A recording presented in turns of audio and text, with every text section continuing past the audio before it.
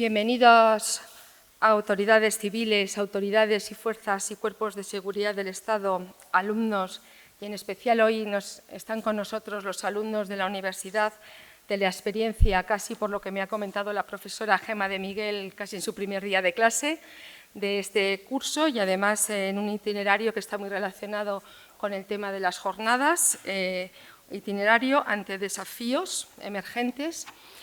Y retomamos el segundo día de las jornadas, que empezaron las 26 jornadas de Derecho, Política y Defensa, que comenzaron ayer con el tema este año, China, potencia geopolítica mundial. En la tarde de ayer intervino el general en reserva y exjefe del Estado Mayor, don Fernando Alejandre, y por videoconferencia intervino don Federico Mayor Zaragoza, presidente de la Fundación de Cultura de Paz, exministro de Educación y Ciencia y exdirector general de la UNESCO. Hoy, jueves, tenemos una mesa redonda con 3 ponentes que nos darán una visión militar, una visión económico-logística y una visión política sobre el tema objeto de las jornadas. Procedo a leer un currículum abreviado de los 3 para que luego ellos hagan sus intervenciones respectivas y posteriormente abrimos un coloquio entre ellos y, por supuesto, las preguntas que ustedes quieran hacerles. Posteriormente, cuando se acabe la mesa redonda, subirán el subdelegado de Defensa y el decano de la Facultad de Derecho para clausurar las jornadas.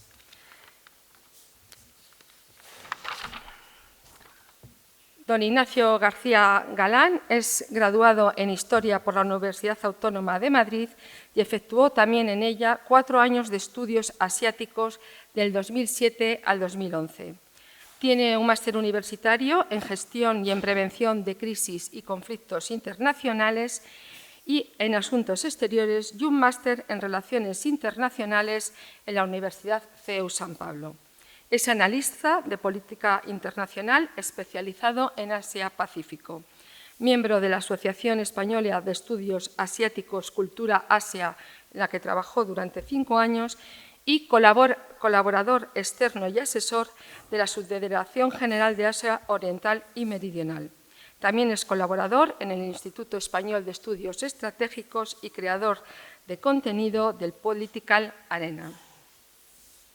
También está en esta mesa, desde el punto de vista militar, el coronel José Pardo de Santayana y Gómez Olea, que es coordinador de investigación y analista principal del Instituto Español de Estudios Estratégicos, es diplomado en Estado Mayor y ha estado destinado en el cuartel general del Eurocuerpo en Estrasburgo, en la Brigada de Despliegue Rápido y Alta Disponibilidad al Servicio de Naciones Unidas en Copenhague y en la Embajada de España en La Habana como agregado de defensa. Ha sido profesor de Estrategia e Historia Militar en las Escuelas de Estado Mayor de 1996 a 1998 y de Guerra del Ejército del 2001 al 2006. Ha participado en 6 misiones internacionales, 2 de ellas en Angola, otra en Haití, otra en Bosnia-Herzegovina en el año 99 y en Kosovo en 2 ocasiones en los años 2000 y 2005. Posee un máster en Relaciones Internacionales por la Fundación Ortega y Gasset, es diplomado en Altos Estudios Internacionales por la Sociedad de Estudios Internacionales y es autor de numerosas publicaciones sobre asuntos estratégicos actuales y del pasado. Es miembro de número de la Academia de las Ciencias y las Artes, miembro colaborador de la Academia de la Historia de Cuba y presidente de la Fundación Tomás Moro. Y a mi derecha tenemos a don Ignacio San Millán Valdivielso, conocido por los burgaleses por Nacho.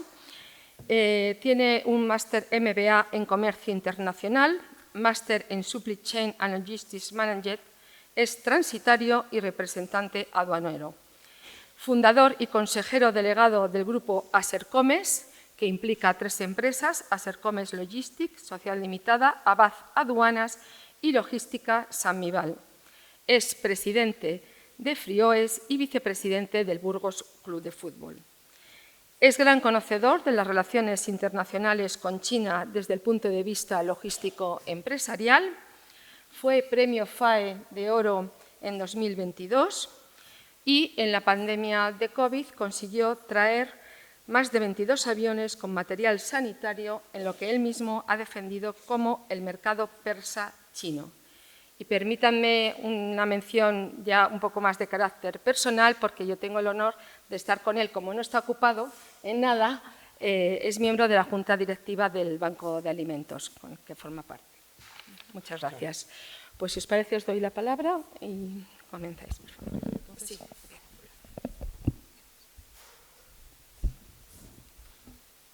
¿Qué tal? Buenas tardes.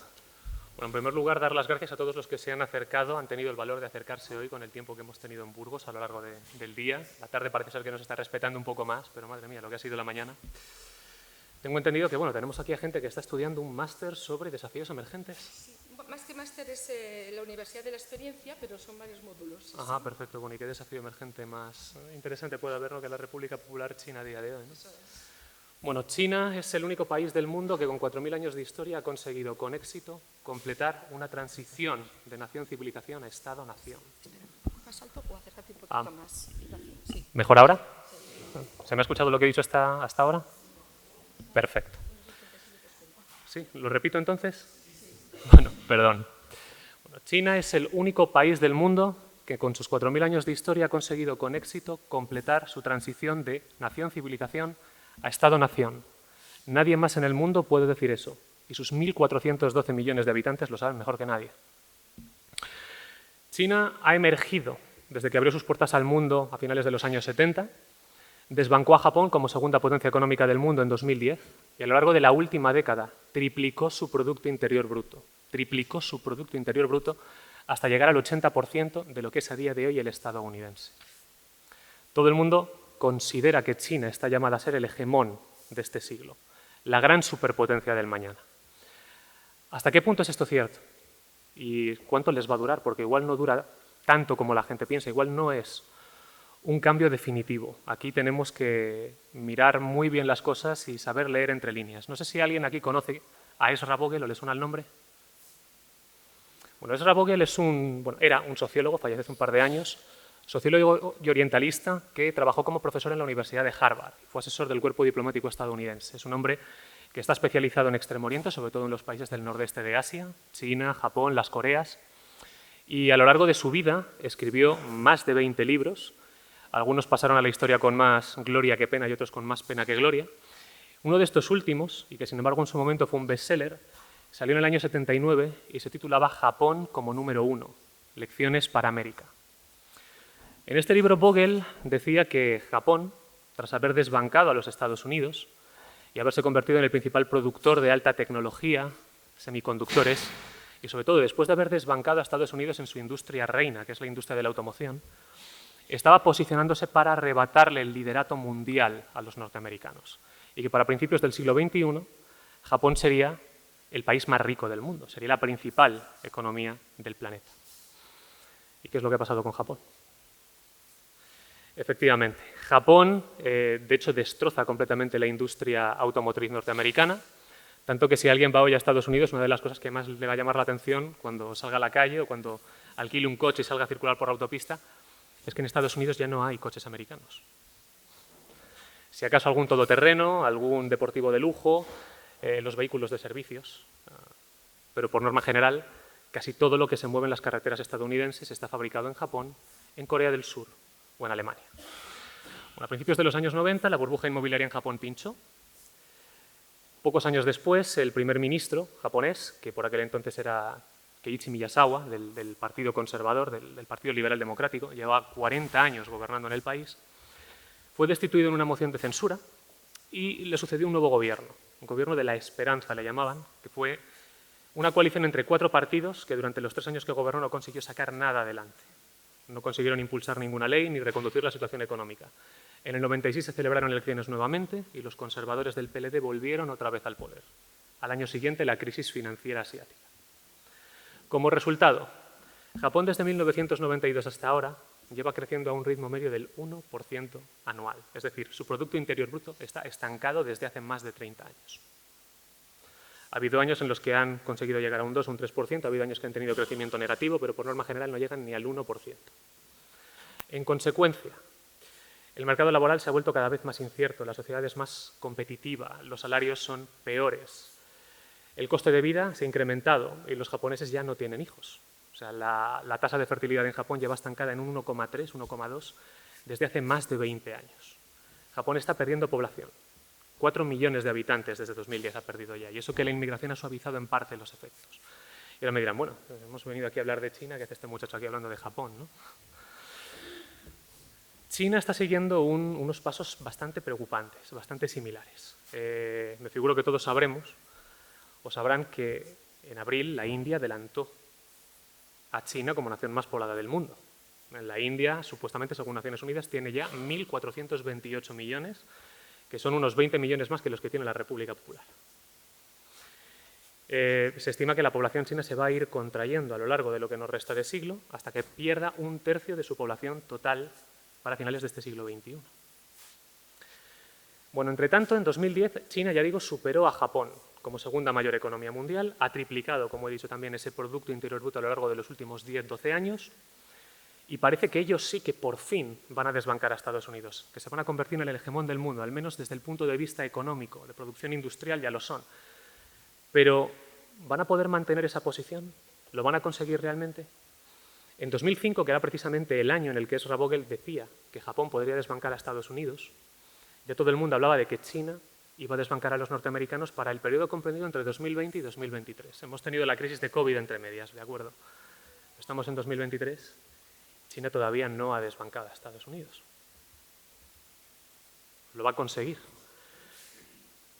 El país está afrontando problemas ya desde antes de la crisis de COVID. Y ya digo, los pasos que sigue son muy similares a los de Japón en lo que es una trayectoria preocupante. Entre 2019 y 2022 han quebrado dos de las mayores empresas, ¿no?, de sector inmobiliario chino. Primero quebró Evergrande, luego quebró City Garden, todas las demás están en apuros. Y la tasa de consumo de bienes duraderos se ha hundido en un 30%. También sabemos que el país tiene una bomba demográfica muy preocupante. China, cuando se promulga, o se proclama, mejor dicho, la República Popular China, cuando Mao toma el poder en 1949, tiene una población estimada de 540 millones de habitantes. Y a pesar de todos los desastres que el país sufre bajo época maoísta, las hambrunas que tiene, el desastre de dirección a nivel estatal, cuando Mao Zedong muere en 1976 se estima que su población es de 930 millones, se ha duplicado en 30 y pico años.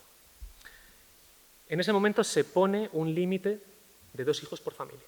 Y cuando en 1979 el país ya se ha abierto y se elaboró un censo más sofisticado, más detallado, Deng Xiaoping ya estaba al frente del país, la cifra que se arroja es de 969 millones. 40 millones más de los que las autoridades populares pensaban que tenía el país. Entonces se implanta esta famosa política del hijo único que todos conocemos y que ha estado en vigor hasta hace prácticamente 2 días, hasta 2016, ha estado 36 años impuesta. Para 2016 la República Popular China ya se había desarrollado mucho. El objetivo que tenía esta política pues estaba claro, ¿no? Si la población se la sometía a una tasa de reproducción que era la mitad de la tasa de reemplazo, todos sabemos lo que es la tasa de reemplazo, ¿no? La tasa de reemplazo en un país desarrollado se estima que es de 2,1. Es una matemática muy sencilla. Una familia tiene 2,1 hijos, o si prefieren, 210 hijos por cada 100 padres, ¿no? Vendría a ser, más o menos.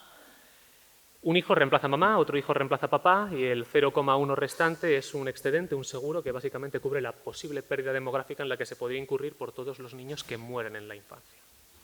Claro, China, al imponer esa política del hijo único, la tiene congelada desde hace más de 40 años en 1,18, algo menos de 1,2, para que nos entendamos. Pero claro, ese objetivo, ¿no?, que era, digamos, conseguir que la población gradualmente fuera decreciendo al tiempo que el país se desarrollaba, y que la población pasaba a vivir mejor, una sociedad cada vez pues, más manejable, más acomodada, ahora ha salido mal. China tiene 220 millones de personas con 60 años o más de 60 años. Y se estima que de aquí a 2040 va a perder un 10% de su población activa. Si en Japón, al encarecerse el nivel de vida, al ser más incierta la situación laboral, la gente cada vez se incorpora más tarde al trabajo, con peores sueldos, pues la gente también se casa más tarde, opta por no tener hijos o tiene menos. Japón tiene ese severo problema demográfico, en el caso de China no es distinto. A pesar de que se ha derogado la política del hijo único y de que desde el año pasado los chinos pueden tener el número de hijos que deseen, una encuesta realizada por el East Asia Institute el año pasado a universitarios de todo el país arrojó un dato que era demoledor. El 58% de los jóvenes chinos no desean tener hijos o, como máximo, quieren tener uno. Aquellos que querían tener dos eran apenas un 38% y los que estaban dispuestos a tener 3 o más no rozaban ni el 3%. Por lo tanto, digamos que el país va a tener un problema muy severo si su objetivo es finalmente desplazar a Estados Unidos y además tener que cuidar a una población cada vez más mayor, porque la esperanza de vida del país, desde 1979, que apenas rozaba los 60 años, hasta los 80 años del día de hoy, eso va a ser problemático. Entonces, ¿es China realmente el país que está llamado a ser la gran potencia del mañana? ¿O realmente es un país que, como Japón, o ya ni eso, está abocado a ocupar continuamente una segunda plaza? Ciertamente, China está mucho mejor que el Japón de los años 80. En el año 85, que es cuando Japón podemos decir que tocó techo, su población era apenas la mitad de la estadounidense. La China a día de hoy todavía la cuadruplica. Su Producto Interior Bruto, ya digo, es el 80% del norteamericano, y en lo que es Producto Interior Bruto por paridad de poder adquisitivo, ya superó a Estados Unidos en 2017. Pero yo planteo otra cuestión aquí, y es una cuestión que, bueno, por lo visto, no hay mucha gente que haya parecido ver, al menos hasta hace un par de días, y es el hecho de que si bien ahora todo el mundo considera que para finales de esta década China va a volver a recuperar el ritmo de producción que tenía antes de la pandemia de COVID, y de que finalmente va a conseguir desbancar a Estados Unidos, no en esta década, sino más bien entre 2040 y 2045, cuando los efectos de esa política de planificación demográfica se puedan apreciar en toda su magnitud a partir de 2050, y cuando ese país haya perdido verdaderamente el 10% de su población activa, si una vez superan a Estados Unidos, ¿cuánto tiempo van a conseguir mantenerse como líderes? Estados Unidos tendría muchas posibilidades de volver a adelantar nuevamente a China. Y después de eso, Pekín iba a tener muy complicado, mucho más complicado que ahora, dar caza a los norteamericanos. Luego, por supuesto, China también tiene otra serie de cuestiones que la convierten en un estado muy importante y un sujeto de estudio muy interesante, sobre todo de cara a lo que es el ámbito geopolítico y el ámbito de seguridad, como el coronel me figuro que tratará. Tenemos, por ejemplo, pendiente la cuestión de Taiwán, que hablaremos de ella. Su política expansiva por el mar del sur de China, cómo se están intentando blindar un acceso al Océano Índico y cómo cada vez son más ingerentes en los asuntos internos de otros países, que eso es algo que ellos siempre decían rechazar de pleno y que, sin embargo, se está demostrando que no es así. Y bueno, yo creo que por mi parte ya mejor cedo el testigo, ¿no? Bueno, en primer lugar, muchas gracias a la Universidad de Burgos y a la Facultad de Derecho por haber invitado a un representante del Instituto Español de Estudios Estratégicos a participar en esta jornada. No cabe duda de que el tema del que se nos ha pedido hablar es un tema que preocupa, por no decir es el tema que preocupa, el tema central de la geopolítica global. Y como ya se ha dicho en esta brillante introducción, hay enormes interrogantes de futuro. ¿Qué va a ocurrir en el futuro? Pues no lo sabemos. Todo lo que podemos decir es qué está ocurriendo ahora, y lo que está ocurriendo ahora es muy preocupante. ¿Qué está ocurriendo en términos militares? Como ya se ha apuntado, China aspira a convertirse en el país más poderoso del mundo. Como mínimo se aspira a que no haya ningún país en el mundo que le pueda decir lo que tiene que hacer. De alguna manera quiere decir, es algo como lo que pasó hace tiempo en España del nunca más, ¿no? Nunca más me vuelva a ocurrir lo que me ocurrió en el siglo XIX, que otros países puedan decidir sobre mi destino. Para que eso sea así, China aspira a volver a ocupar el lugar en el espacio, en la geografía, en el poder mundial que tradicionalmente ha jugado. Es decir, quiere volver a ser el país del centro, que es como se llama China a sí misma, y quiere ser un país dominante. Lógicamente los chinos son realistas y saben que llegar a ser una potencia hegemónica parecida a la que llegó a ser Estados Unidos, quiere decir a ser el país más poderoso del mundo, y dominar y configurar un orden internacional centrado en China, es, creo yo, más allá de las aspiraciones. Pero aspira a convertirse en el país más poderoso del mundo, a lo que ellos llaman el nuevo rejuvenecimiento nacional chino. O sea, rejuvenecer quiere decir que se vuelva a producir un ciclo que devuelva China a la centralidad y a una posición de poder. Además de eso, aspira a recuperar Taiwán. Por dos motivos. Porque consideran que Taiwán es China y debe volver a incorporarse a China, y porque Taiwán tiene un valor estratégico enorme, como luego intentaré explicar. Estos son los dos objetivos que persigue el Estado chino. Y el Estado chino está gobernado por un partido, y el partido es un sistema de poder perfectamente reconocible, con una voluntad reconocible y unos objetivos definidos. Y por tanto, podemos hablar de lo que pretende China en términos de, si estamos hablando del Estado gobernado por un partido comunista que tiene una voluntad fácilmente reconocible y con un líder que además ha tomado mucho más poder respecto a lo que era el sistema comunista tradicional después de Deng Xiaoping. Estas son las aspiraciones. Las Fuerzas Armadas son un instrumento del Estado para la consecución de sus objetivos. Por tanto, no son más que un reflejo de esos objetivos fundamentales. Todo en política es complejo, pero esto es una simplificación, ¿no? Bueno, pues bien, se puede decir, sin errar demasiado, ¿no?, haciendo un dibujo de brochazo, se puede decir que China se está preparando para ir a la guerra y ganarla. ¿Quiere decir que vaya a ir a la guerra? No. Digo que se está preparando, el Estado chino se está preparando para ir a la guerra y ganarla. ¿Con qué fin? Para atender a estos dos objetivos que se ha marcado. ¿Y con qué condición? Si se va a la guerra será porque tiene confianza en ganarla. No va a ir a la guerra si piensa que no puede ganarla. Luego, la finalidad que persigue son las que ya he definido, y el límite para el uso de la fuerza es que no tenga la seguridad de que vaya a ganar la guerra. Pero si se diesen las condiciones en las que tuviese seguridad de que puede ganar la guerra, se está preparando de forma decidida para ganar la guerra, para ir a la guerra. Y esto es un hecho perfectamente constatable. Y dentro de esa preparación militar se está preparando muy específicamente para una guerra en la que le permita recuperar Taiwán. Es decir, se está preparando como todo Estado para una panoplia de posibilidades de seguridad, pero muy focalizada en un objetivo concreto. Lo que quiere decir que dedica su energía estatal y militar a la consecución de ese objetivo. No cabe duda de que es una operación militar muy compleja. Es decir, no es algo que uno diga, bueno, pues nada, esto es como cuando en la Segunda Guerra Mundial los alemanes invadieron Polonia. No, esto es más complicado. Kaplan lo define de una forma muy sencilla. Dice, China no ha tomado Taiwán porque está en medio del estrecho de Taiwán, pero es que el estrecho de Taiwán no es estrecho. Si fuera estrecho ya lo habría tomado.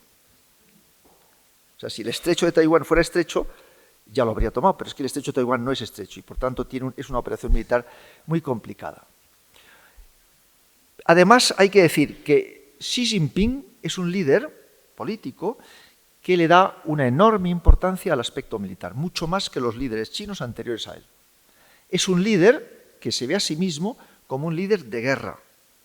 De alguna manera, esto también es una simplificación, pero de alguna manera él está haciendo lo que en Roma llamaban un periodo de dictadura, es decir, nombrar a un líder fuerte porque el país se enfrenta a un reto militar difícil, ¿no? O sea, Xi Jinping permanece en el poder y concentra poder en contra de la tradición del partido instaurado por Deng Xiaoping, porque él mismo piensa, y parte del partido le da razón, de que se necesita un hombre fuerte que permanezca en el poder, porque si hubiera una guerra hay que concentrar las energías de la nación. O sea que la opción de ir a la guerra tiene un peso muy grande en toda la política nacional china.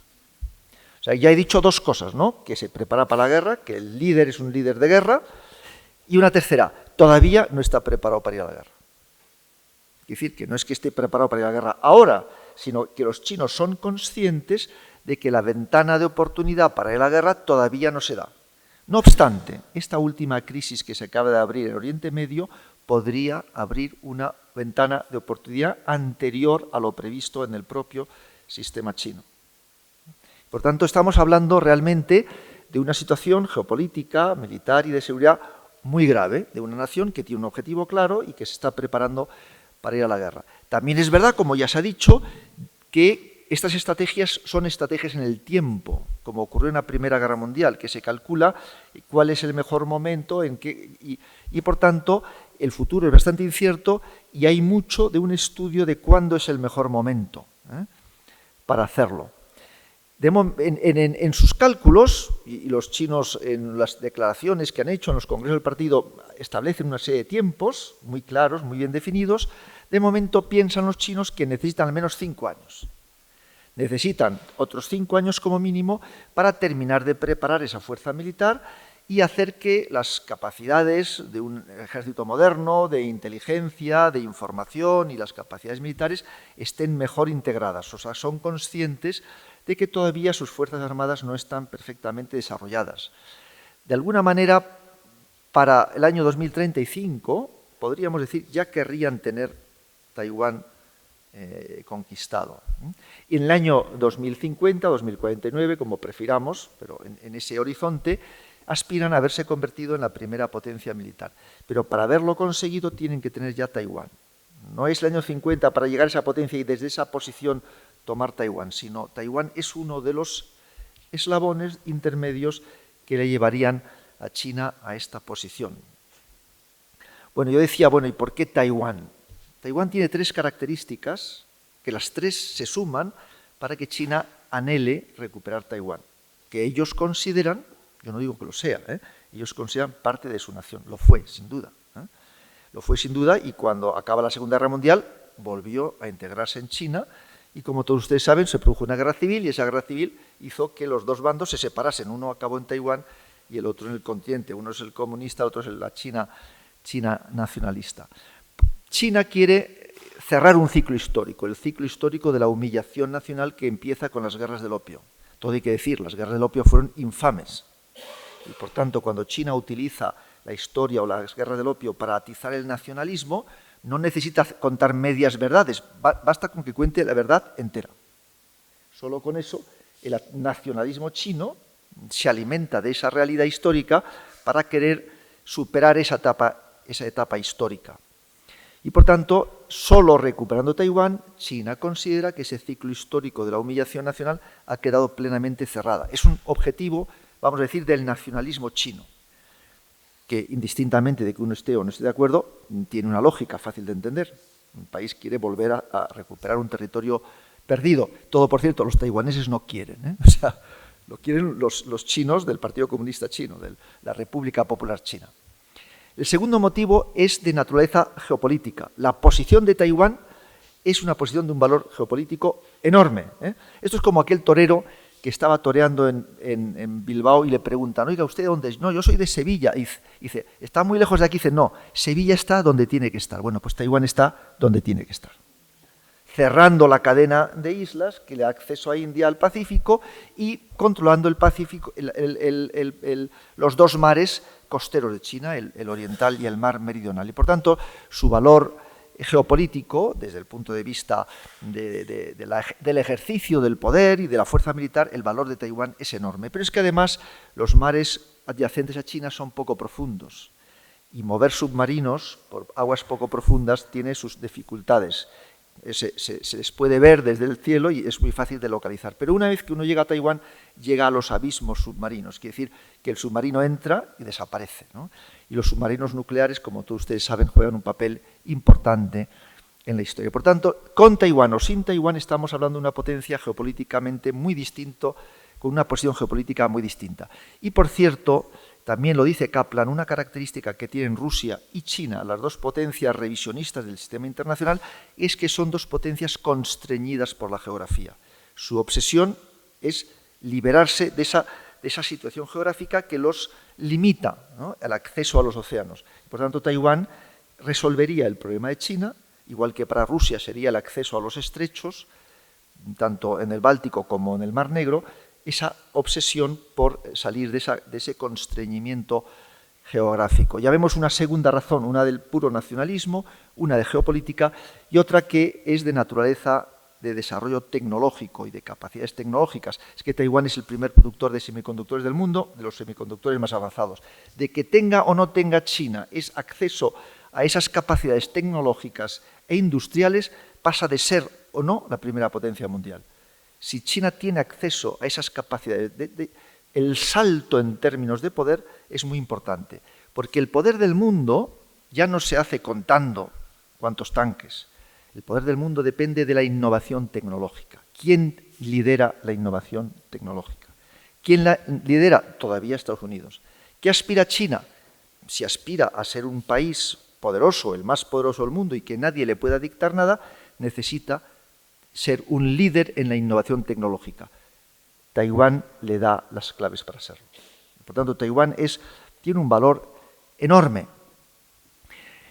Esto es un poco como el gran escenario, pero es que además nos encontramos con que, hablando de estrategias en el tiempo, de que todos los documentos estratégicos que leemos últimamente hablan siempre de una década, la década decisiva, la década peligrosa. Todo va a ocurrir relativamente en poco tiempo. Todo el mundo tiene prisa, todo el mundo piensa que va a pasar algo en poco tiempo. Y estamos, por tanto, bajo la presión del tiempo. Y en el tiempo, combinando tiempo con desarrollo de capacidades militares, tecnológicas, económicas. ¿Qué es lo que va a ocurrir? Todavía China está reduciendo, cada año que pasa, el poder global que le distancia a Estados Unidos. ¿Estados Unidos es más poderoso que China? Sí, sin duda. Da igual que lo midamos en paridad de poder adquisitivo, de una u otra manera, económicamente. Pero todo el poder conjunto, Estados Unidos es más poderoso que China, pero esa distancia se está reduciendo. Y además, la batalla por el poder mundial no se va a dar en Midway, en el centro del Pacífico, se va a dar al lado de China. Es decir, ni siquiera China tiene que llegar a ser tan poderoso como Estados Unidos para poder retar el poder de los Estados Unidos. Y ahí, por tanto, hay una situación que hace muy inestable la geopolítica mundial, porque todo el mundo tiene prisa. Dicho de alguna manera, por ejemplo, imagínese usted un almirante norteamericano. Le diría, señor presidente, si vamos a ir a la guerra con China, mejor hoy que mañana. Esto es muy mala noticia, pero es que esto se lo dicen a los norteamericanos. Vamos a hablar entonces del poder militar ya puro, ¿no? Bueno, convencional y nuclear.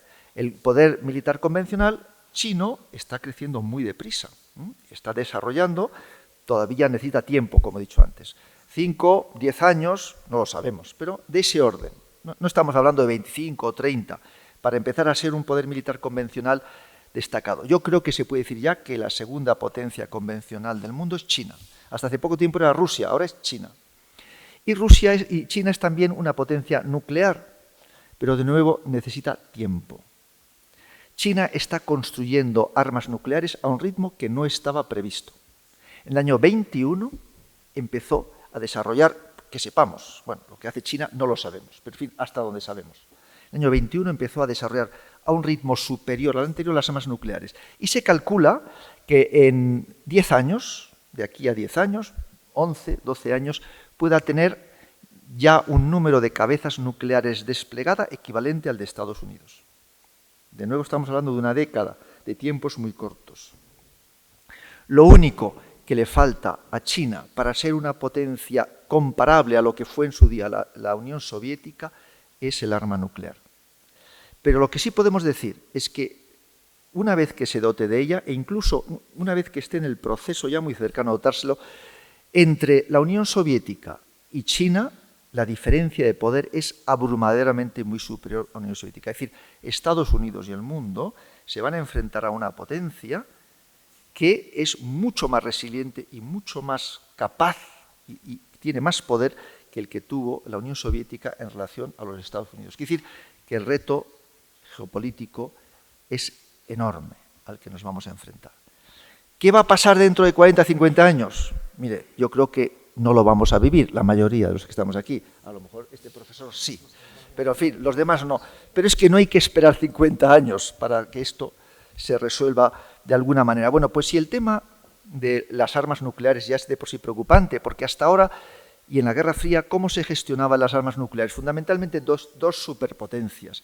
Pero ¿qué ocurre cuando hay tres?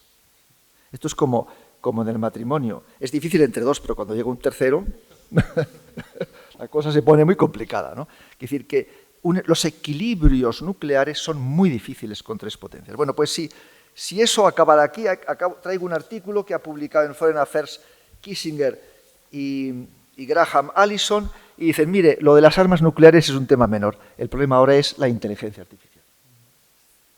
Dice, solo hay dos naciones con la capacidad para desarrollar en todo su potencial la inteligencia artificial.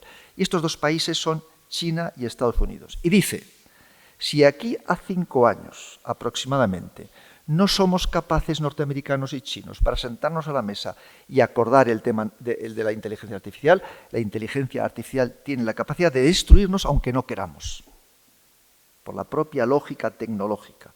Y en un escenario de rivalidad, si cada una de las partes se quiere dotar de las mejores capacidades militares utilizando la inteligencia artificial, cada vez pondrá más control sobre la máquina, sobre el sistema. Y la máquina puede ser capaz de hacer lo imposible. Por tanto, estamos realmente ante un reto muy grave. Personalmente, mi opinión es que, como dice Kissinger, y ya lo dijo en una entrevista que hizo en The Economist, dice, o las grandes potencias se sientan a la mesa y se ponen de acuerdo, o el horizonte, solo por razones puramente militares al que nos vamos a acercar, es un horizonte de vértigo. Y si, además de ver lo que pasa en China, uno mira lo que pasa en Ucrania y uno mira lo que pasa en Oriente Próximo, pues la verdad es que el cóctel es explosivo. Y yo recuerdo que hace 5 o 6 años ya Emilio Lamo Espinosa en sus conferencias solía decir, miren ustedes, para entender el mundo hay que empezar por saber que el futuro ya no es lo que era. Bueno, pues se quedó corto. El futuro está completamente desbocado. Bueno, pues yo lo dejo en este punto y lo paso al siguiente conferenciante. Muchas gracias. Muchas gracias. Nacho, cuando quieras. Jolín, yo escuchándote no sé si intervenir, porque desde el punto de vista empresarial no lo vemos tan complicado, ¿eh? Yo os voy a hablar de experiencias que he tenido y voy a daros unos datos que yo creo que también los ha dicho antes al principio Ignacio, ¿no? Durante los últimos 20 años es verdad que el crecimiento vertiginoso de China en el Producto Interior Bruto no se había vivido antes nunca, porque crecían a 2 dígitos, ¿eh? Durante esos 20 años, pues lo que ha comentado antes, han pasado en 1990 el Producto Interior Bruto en el PIB mundial, China era el 5% y ahora en el 2023 ya es el 20%. Fijaros en esos años el incremento, el peso que tienen en la economía mundial, ¿no? Respecto a este año, sí que todos los datos que tenemos y que hablamos con con empresarios chinos y esto, el crecimiento que esperan para este año es el 5%. Dicen que es muy poco, pero ya lo quisiéramos en España y en los países europeos y Estados Unidos tener todos los años un crecimiento del 5%. O sea que para ellos es como una época de crisis y para nosotros estaríamos aquí bailando el cha-cha-cha, ¿no? Si tuviéramos esos incrementos. Sí que es verdad que están viviendo una crisis inmobiliaria, se está incrementando mucho el paro juvenil, ya tienen un 21% de paro entre gente de 16 a 24 años. Luego también les ha fallado mucho al acabar el COVID, creían que iban a llegar a los niveles anteriores al pre-COVID en el consumo interno y por la crisis pues no están en esos niveles que ellos tenían previstos. En las exportaciones, en el año 2022, tuvieron un incremento del 40% respecto al año anterior al COVID, al año pre-COVID. Y en el 2023 han tenido un descenso, comparado con el año 2022, de un 9%. Bueno, y ahora me voy a ir a cosas que he vivido desde que empecé. Yo, sabéis que estoy en el mundo logístico, soy agente de aduana, representante aduanero y transitario, que movemos mercancías entre todo el mundo. Yo recuerdo cuando empecé aquí en España, pues todos habéis oído hablar de Fuenlabrada, ¿no? Del punto donde está Chinatown en España, que están todos ahí, y ahí se movía toda la mercancía que venía de China. Eso. Entonces empezamos a tener contactos con ellos, les orientábamos de cómo tenían que hacer las importaciones, las compras, eso porque ellos utilizaban todo, era dinero. No, es que yo tengo familia allí, me compro. Vamos a ver, lo más fuerte que han traído ellos, si habéis visto, son los bazares, que tienen todos los productos antes que eran, en aquella época, 100 pesetas, o no me acuerdo, ahora 1 euro o lo que fuera, y había que prepararles toda la logística, cargábamos en Shanghái, en Ningbo, y yo les pedía toda la documentación y, perdonadme, no decían la verdad ni al médico, nos decían que iban a traer chaquetas o lo que fuera, y nos metían de todo en los contenedores.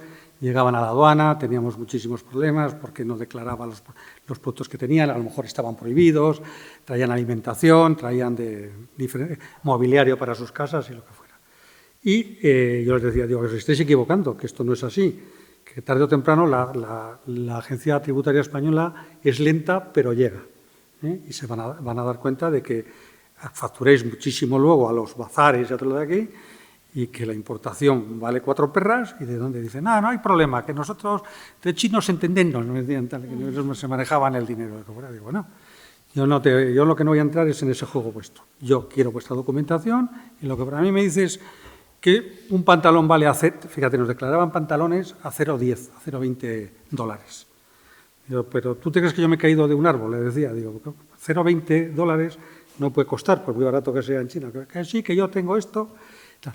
Nos paraba todas las mercancías la aduana, en los puertos, sobre todo el gran puerto de entrada en España de la mercancía de China es Valencia, se formaban unos tapones ahí impresionantes y ellos querían recibir la mercancía. Y les decíamos, no, hasta que no se controle no vas a recibir la mercancía, porque queremos que pagues lo que sea justo y para las arcas del Estado. Entonces, claro, había unas diferencias de pago. Ellos querían a lo mejor importar el producto, que eran 20.000 euros lo que tenían que pagar de impuestos, que decían ellos para pagar, y a lo mejor había que pagar 100 y pico mil, porque los aranceles con China son los más elevados que hay, que tiene Europa con el resto del mundo. Entonces, ahí empezamos a utilizar una manera de retrasarles la entrega de la mercancía. Cada vez que se retrasaba la entrega de la mercancía, el contenedor tiene unos costes en el puerto, están las tasas portuarias, la congestión en puerto, el que esté ahí, no me sale la palabra, descargado en la explanada, esto. Y eso les iba generando gastos. Y dice, pero por favor que me libere la aduana de eso. No, la aduana no te va a liberar mientras más o menos vayas a pagar por los gastos que tienes aquí lo que debieras pagarle legalmente. Entonces, después de mucho tiempo, les hemos conseguido educar, y la ventaja que ha habido es que estos chinos que vinieron aquí hace 20, 25 años ya empiezan a tener la generación de sus hijos aquí, que han empezado a tomar el poder del negocio.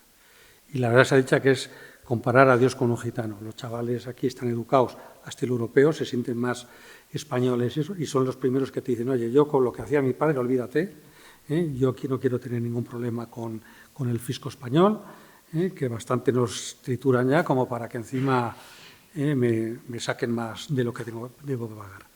Entonces, lo que estamos detectando es que los chinos, después perdonadme que os diga, cuando el COVID, nosotros, ha hecho la presentación, nos contrató la Consejería de Sanidad de Castilla y León en traer todos los EPIs, las mascarillas, las batas, etcétera. Eso. Y había un problema en China, claro. Nosotros con los contactos que tenemos y colaboradores y clientes allí, a nosotros nos pidió la Consejería de Sanidad, pues nos dio manga ancha, nos dijo, oye, lo importante es traer el material para que la población podamos combatir el COVID.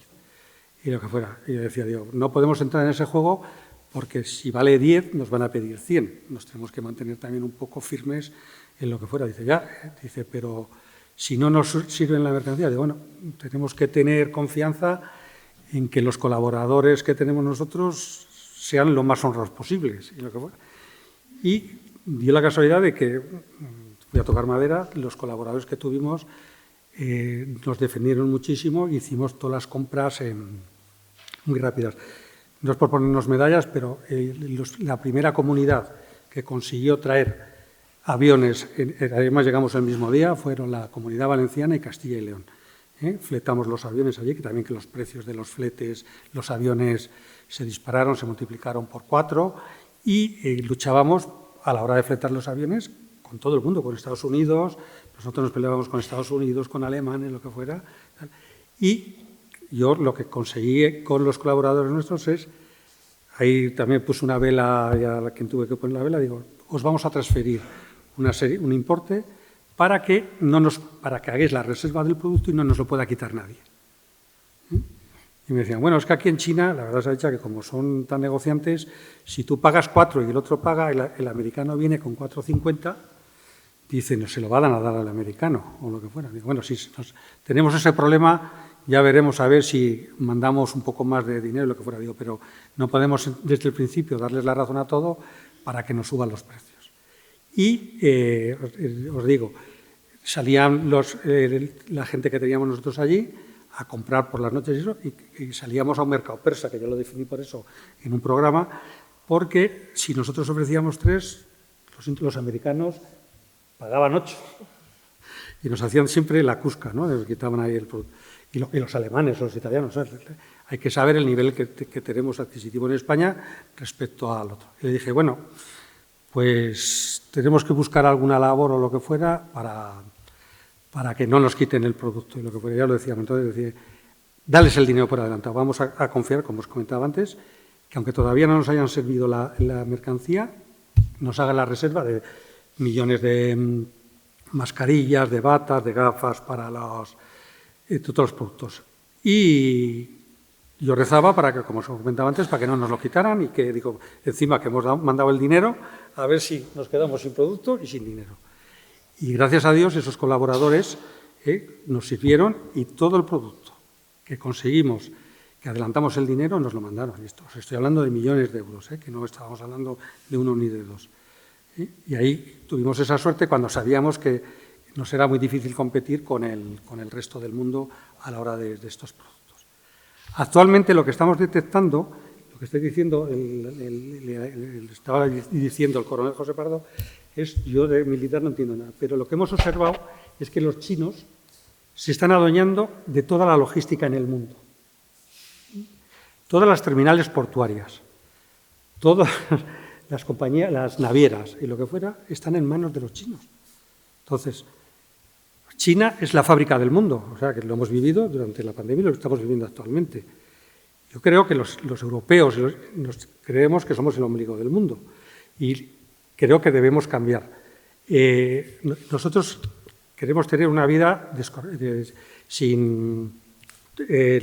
descarbonizada, que aquí todo... No sé si habéis escuchado estos días, ahora la normativa que están dando para las carnes, para el pollo y lo que fuera, el bienestar de los animales. No podemos competir contra estos países, que lo siento mucho, el bienestar animal les importa 3 pepinos. Ellos producen, se lo comen y no saben si el pollo necesita 2 metros para estar en libertad y lo que fuera. Y aquí, si queremos cumplir toda esa normativa, no vamos a poder pagar el precio, el coste que vamos a tener. Entonces, estamos haciendo que ellos sigan siendo el centro, la fábrica del mundo, y los demás tener aquí sol, paseo y nada, la buena vida, como digo yo. Entonces, vamos a racionar y darnos cuenta de que tenemos que relocalizar las empresas que tenemos allí en China y traerlas hacia Europa. Yo lo que digo, bueno, pues a lo mejor hay muchas empresas que son contaminantes o lo que fuera. Pues bueno, tenemos mucho más cerca países como está en África, tenemos ahí África, que les podríamos traer, porque luego el tiempo de tránsito de traer la mercancía desde África hasta aquí es muy inferior a traerlo de China. Un contenedor, traerlo de China, la mercancía, desde que hacemos el pedido, vamos a fábrica a recogerlo en China y lo traemos a España, son 40 días. Rompes la cadena de suministro de las fábricas. Entonces, es decir, o relocalizamos la industria textil también, que había antes aquí en España, que no es tan contaminante, y tenemos los centros productivos aquí y encima generaremos puestos de trabajo para la gente joven. Entonces, yo militarmente no tengo los datos que dices tú, que me has dejado un poco asustado, pero yo creo que a China todavía le va a costar mucho el llegar a ser la mayor potencia del mundo. Estados Unidos no se va a dejar comer el primer puesto. Yo creo que en la inteligencia artificial y todavía tecnológicamente le sacan todavía un buen trecho, y que si en el momento que tú empiezas otra vez a traer a tu país o hacia Europa o hacia Estados Unidos la producción, pues ellos se van a quedar un poquito fuera del mercado. Y tenemos que darnos cuenta también que el centro económico del mundo ya no es Europa, está en el sureste asiático. Allí es donde está el mayor consumo y lo que fuera. Y tenemos un problema aquí en España. Nosotros, de las exportaciones, sabéis que con la época de la crisis también este país, gracias a Dios, hemos subido mucho la cuota de exportaciones. Estamos ahora a un nivel muy, muy importante dentro de Europa.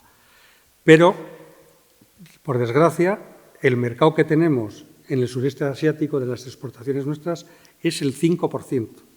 Si se está yendo el gran consumo y todo allí, tenemos que abrirnos mercados de nuestros productos allí.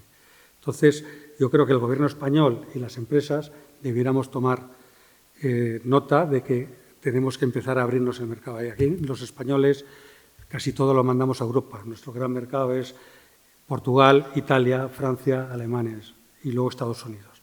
Entonces, vamos a ver si ya en la época de crisis tuvimos esa valentía de salir fuera y abrirnos esos mercados, pues ahora que vayamos al sureste asiático para intentar introducir nuestros productos. Sé que tenemos el hándicap del idioma, porque los chinos son muy suyos, pero bueno, yo creo que con esfuerzo y trabajo nuestros productos están bien reconocidos en el mundo y tendremos ahí posibilidades de que nuestras empresas sigan en buena posición en el mercado exterior.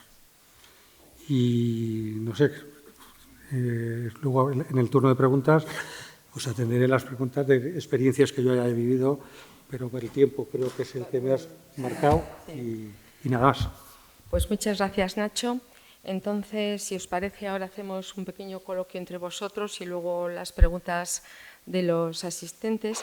Y con lo que habéis comentado, pues quería yo lanzar una serie o de preguntas que contestéis, si queréis, los tres, también relacionado con la conferencia de ayer del general y incluso el año pasado también con las 25 jornadas de Derecho, Política y Defensa de José San Martín, otro ponente que vino, que también pues, salió un poco el tema de China. Y bueno, has hablado, Nacho, que pues, está adueñando China, por supuesto, de toda la logística, pero aparte de la logística, comentó ayer el general desde el punto de vista económico, que está comprando casi toda la deuda pública de los países. Y luego, aparte, que África, casi por decirlo de alguna forma, ya le pertenece.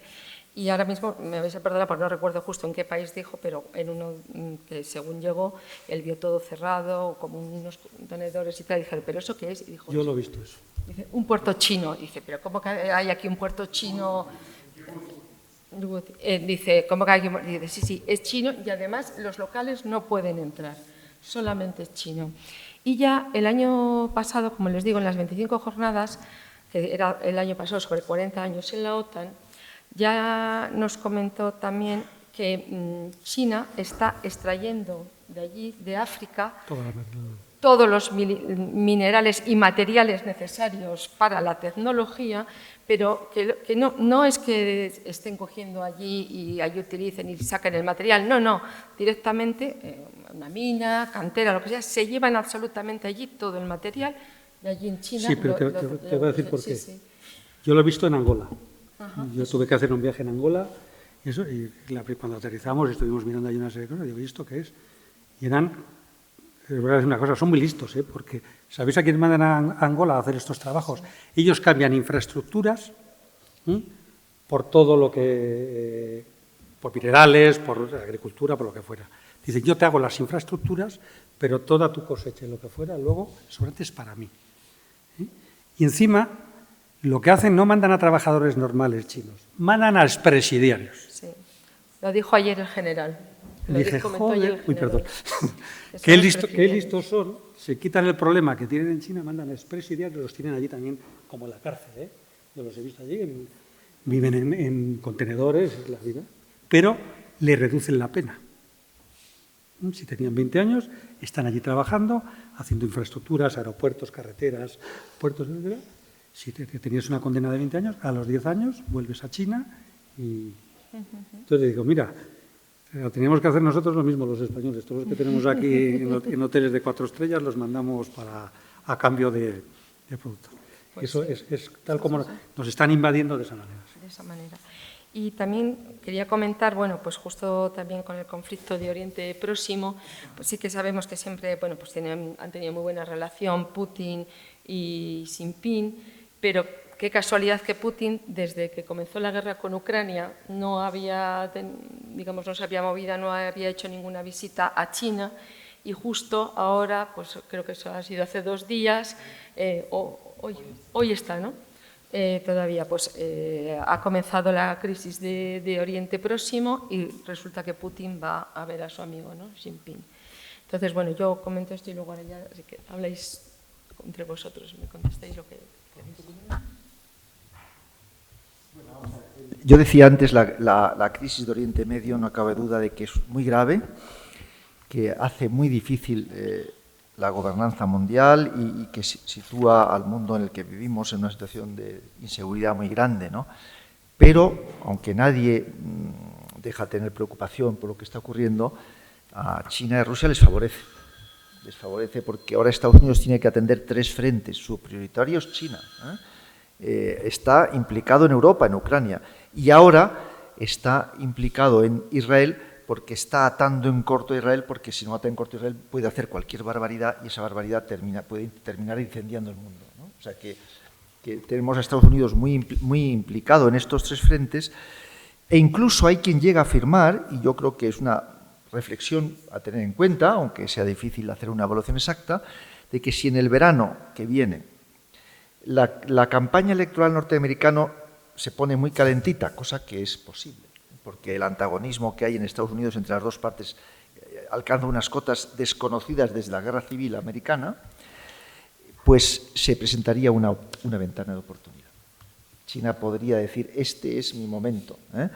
Yo decía que una operación militar en Taiwán es muy complicada, pero si Taiwán ve que Estados Unidos está completamente ofuscada en un problema interno, que el mundo no controla la situación en Oriente Medio y hay una escalada regional, pues China podría pensar, bueno, pues no está el mundo para poder atender o responder a un reto en Taiwán. Luego, podemos estar relativamente cerca de una situación. Y lo que sí sabemos es que la determinación de China y de su presidente Xi Jinping por Taiwán es importante. Es decir, decía Kevin Rudd, a quien yo sigo mucho, que es el embajador de Australia en Estados Unidos, fue primer ministro allí y habla chino desde los 18 años, conoce muy bien China.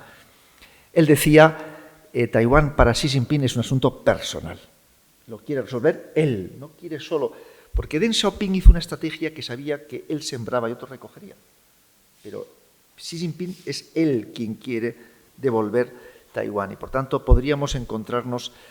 Y la consecuencia es, hay una necesidad apremiante para ir enfriando estos conflictos. Si estos conflictos se alargan mucho tiempo, vamos a vivir situaciones muy complicadas. Y luego sí decir que esto es muy importante, la relación entre China y Rusia es mucho más antigua de lo que pensamos.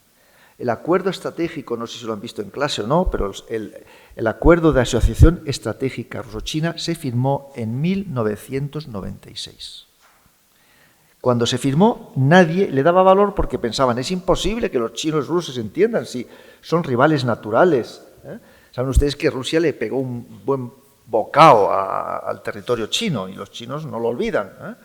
Bueno, pues han sido capaces de hacer de tripas corazón, evitar todas las contradicciones y ahora mismo el grado de entendimiento es muy alto y aunque persiguen objetivos distintos, tienen mucha más capacidad para coordinar sus intereses estratégicos, desde luego, que europeos y norteamericanos, por poner un ejemplo, ¿no? O sea, que decir, estamos ante una situación muy seria que hay que abordar también en el grado de su seriedad.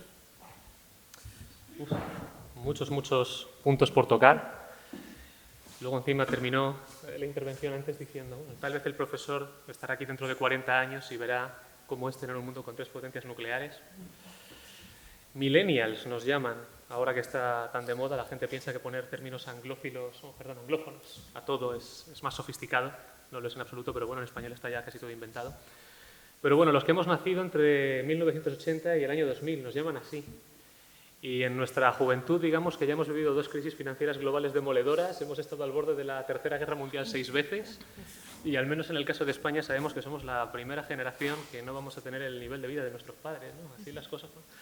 Da gusto levantarse por la mañana con una sonrisa de oreja a oreja, es espectacular. Pero bueno, muchos puntos por tocar. Taiwán, sin lugar a dudas, el principal de ellos. Todos sabemos que es el objetivo que tiene China en un plazo más inmediato. No sé si alguien aquí habrá estado en Taiwán o lo conocerá. Es un sitio muy interesante, no sé si lo sabrán, pero Taiwán, el primer reino chino que se establece en Taiwán, lo funda el hijo de un caudillo pirata. que las autoridades imperiales chinas estaban tan hartas de que le saqueara los puertos que directamente le dicen: mira, te pagamos un sueldo, te damos tierras y te conviertes en la Marina Imperial, porque los nuestros está visto que no sirven para nada. Cuando los manchúes invaden China justo después, ese caudillo pirata es asesinado cuando intenta negociar con los invasores. El hijo dirige la resistencia y, viendo que no puede hacerlo, se marcha a Taiwán y ahí instala el primer reino chino, que es un reino pirata durante la mayor parte del siglo XVII, hasta que finalmente los manchúes lo acaban absorbiendo. Y desde el siglo XVIII hasta 1895, Taiwán es una parte más del Imperio chino, una provincia subdesarrollada, golpeada por tifones de manera brutal desde julio hasta noviembre todos los años. Está además en el anillo de fuego del Pacífico, con lo cual sufre unos terremotos durísimos. Y en 1895, tras la Primera Guerra entre China y Japón, los japoneses exigen que les entreguen Taiwán a perpetuidad. Y así pasan los japoneses a ocupar esta isla hasta que, al terminar la Segunda Guerra Mundial, los aliados se la devuelven a China. ¿Cómo serían las cosas en Taiwán que cuando los chinos la pierden, el gobernador chino saliente, antes de embarcar para China, le escribe una carta a la autoridad imperial y le dice: Majestad, no lloréis por la pérdida, pues en verdad os digo que Taiwán es un lugar donde los hombres y las mujeres carecen de alegría, es una tierra lúgubre donde los pájaros ni siquiera cantan. Y los japoneses en 50 años desarrollan completamente esa isla, construyen aeródromos, construyen las primeras fábricas y gradualmente la población nativa se va viendo desplazada. En 1945, cuando Japón pierde la Segunda Guerra Mundial, ya digo, la isla le es devuelta a China, automáticamente después se reanuda la guerra civil, los comunistas de Mao Zedong barren a los nacionalistas de Chiang Kai-shek en apenas 3 años y medio, y aprovechando que tenía la armada y la aviación, huye a Taiwán sabiendo que el ejército maoísta, que era un ejército de campesinos, 6 millones de campesinos, pero que carecían de aviación y de armada, no le iban a poder dar caza allí. Taiwán, nosotros lo vemos a día de hoy en el mapa, una ínsula insignificante, ¿no?, en cuanto a tamaño y población al lado de la República Popular China, ¿verdad? Es un territorio de 35.000 kilómetros cuadrados, es más o menos similar a Bélgica en extensión, pero hay que tener mucho cuidado. Taiwán es un hueso muchísimo más duro de roer de lo que parece. Es, efectivamente lo ha dicho el coronel, el principal productor de semiconductores del mundo, es un productor de alta tecnología, es uno de los 20 mayores exportadores a nivel mundial. No lo reconocen más que 11 países internacionalmente, pero si figurase en los rankings de Naciones Unidas veríamos que es una de las 20 mayores economías del planeta. O sea, no es algo baladí. Taiwán tiene además unas fuerzas armadas muy competentes, están muy bien equipadas, son muy móviles, fabrican su propio armamento, son importadores de armamento estadounidense, europeo e israelí. El servicio militar es obligatorio, dura 2 años. Actualmente tienen 220.000 hombres en activo y aquellos que completan el servicio militar pasan a estar 10 años en la reserva. Ahora veamos cómo es la isla. Taiwán, cuando nosotros pensamos, por ejemplo, en el monte más alto, más icónico de Extremo Oriente, siempre pensamos en el monte Fuji, en Japón, ¿verdad? ¿No? Es muy icónico, siempre lo vemos en las postales, en los documentales de viajes. Pues no, el monte más alto de Extremo Oriente es el Yushan, que está en Taiwán. Es casi 250 metros más alto que el monte Fuji. Roza los 4.000 metros. Taiwán tiene más de 200 picos que superan los 2.000 metros de altura. Y sus 24 millones de habitantes se agolpan en las únicas zonas llanas que tiene la isla, que son el extremo norte y la costa occidental. Ahí ve todo el mundo agolpado. El resto es un laberinto prácticamente intransitable de valles brumosos, donde llueve prácticamente todo el año, bosque tropical, denso, muchos cambios de temperatura, y la costa cae en acantilados muy abruptos con unas corrientes muy fuertes a lo largo de toda la zona oriental. ¿Por qué cuento todo esto? Taiwán solo tiene 14 playas. 14 playas que podrían ser utilizadas en un asalto anfibio. 2 están en la costa oriental y todas las demás están en el norte y en el oeste. En la zona occidental, que da al mar del sur de China, el mar es menos profundo y cuando la marea baja, muchos kilómetros de litoral se convierten en lodazales. Por lo tanto, el marco temporal, la ventana de tiempo, el número de horas a lo largo de un día para lanzar una operación anfibia contra cualquiera de esas playas es reducido. Es una maniobra muy complicada, de los militares lo sabrán mejor que nadie. Un asalto anfibio y encima para luchar contra un enemigo que tiene la superioridad del terreno, te espera en alto, es muy complicado, es muy difícil. Entonces, si vamos por partes, la mayoría de manuales de guerra convencional nos dicen que para que una fuerza atacante consiga prevalecer sobre su enemigo necesita tener una superioridad numérica de 3-1. 5-1 si el territorio es adverso. Si Taiwán tiene 220.000 soldados en activo y consigue movilizar a reservistas, ¿cuántas tropas necesitaría China para asaltar Taiwán? No hay barcos de sobra. para mover semejante contingente en los 130 kilómetros de estrecho.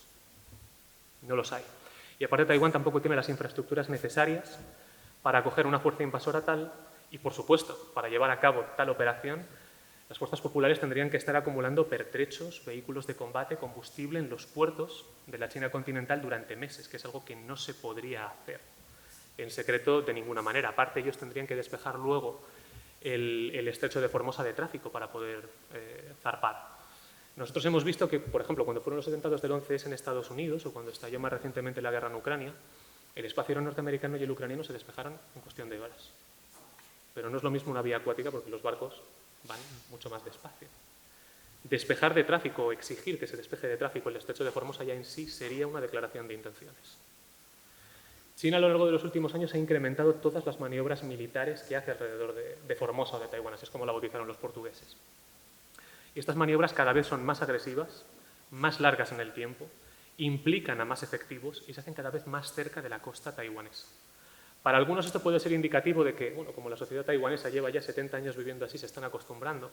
Gradualmente lo que Pekín desea es hacer imposible la distinción entre lo que serían las 58ª maniobras del asalto real. Pero obviamente hay que acumular muchos pertrechos. A todo esto, y con esto ya concluyo, no me quiero extender en exceso, perdón, lo que nosotros entendemos comúnmente por Taiwán es más que la propia isla de Formosa, la isla de Taiwán per se. Son los últimos vestigios de la República Nacionalista China. Y desde Taipei las autoridades taiwanesas todavía gobiernan o todavía controlan una serie de archipiélagos o de atolones que rodean Formosa prácticamente 360 grados por los 4 puntos cardinales. Tienen, por ejemplo, la isla Verde o la isla Orquídea, Lanyu, en la costa oriental. Tienen el atolón de Pratas, a unos 1000 kilómetros al suroeste, en el mar del sur de China ya.